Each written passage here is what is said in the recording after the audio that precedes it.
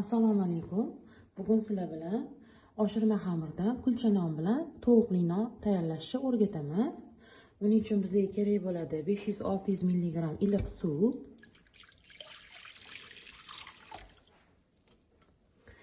uyingizda sut bo'lmaganda quruq sutdan foydalansanglar ham bo'ladi. Men bunga 2 osh qoshiq quruq sut solyapman. Aralashtirib olamiz.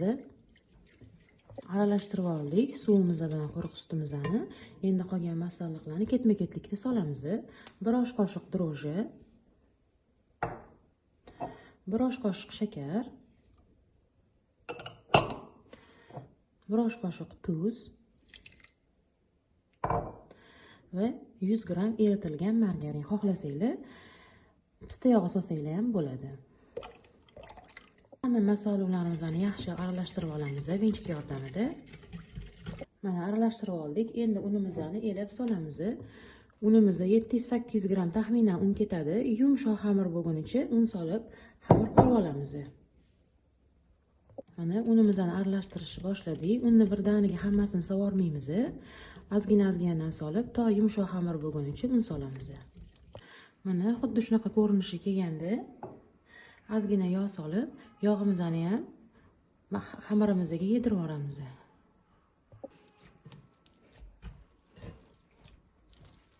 Mana yog'imizni yedirib yubordik xamirimizga. Endi buni oshirishga ustiga strech plyonkasini tortib olib qo'yamiz. Mana xamirimiz oshib oldi. Endi o'zimizga kerakli zuvalalar yasab olamiz.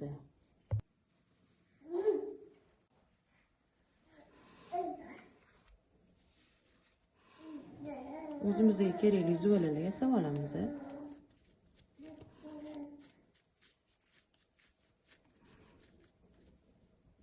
Idishimizga terib chiqamiz. Mana 2 xil kattalikda zuvalalar yasab oldik. Bunisi nonga, bunisi go'shtli nonga. Endi samosan bilan ustiga yozib oshirishga olib qo'yamiz.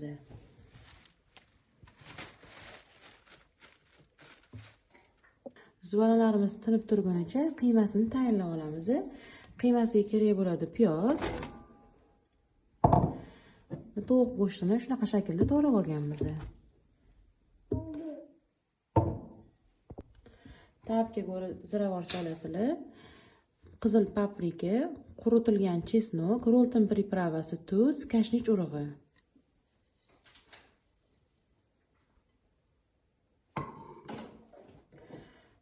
Quruq bo'lib qolmasligi uchun yog'. Endi qiymamizni aralashtirib olamiz. Mana qiymamizni tayyor qilib aralashtirib oldik. Endi nonlarimizni yasab olamiz. Mana xamirimizni 15 daqiqa tinmagandan keyin dumaloq shaklda yoyib olamiz. Mana xamirimizni dumaloq shaklda yoyib oldik. Endi unga aylantirib qiymamizni qo'yib chiqamiz. Qiymamizni solib oldik. Endi shu tarzda yopib chiqamiz chetlarini.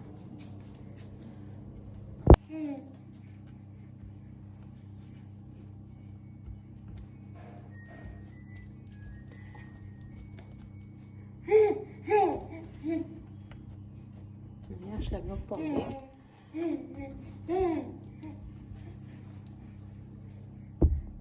Yopib qo'yganimizdan keyin 3 burchak qilib piruz shaklida kesib olamiz. Yog'ini bunaqasiga yopib chiqamiz.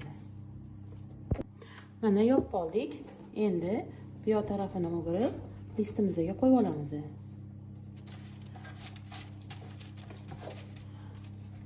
Qolgan zuvalalarimizni xuddi shu shaklda tugib olamiz. Mana endi kulcha nonimizni ko'rsataman qanaqa yasalishini. Shunaqa ochib olib, qo'limizga yordamida o'rtasini dumaloq qilib olamiz.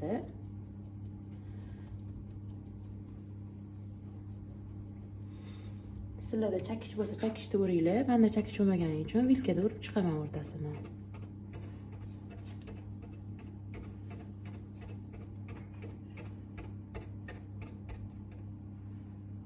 Mana nonlarimizni yasab oldik. Endi ustiga tuxum surib, kunjut sepib, duxovkaga jo'natamiz. Mana kunjutlarimizni sepamiz. Mana nonlarimiz tayyor. Endi qizib turgan duxovkamizga pishgunicha jo'natamiz.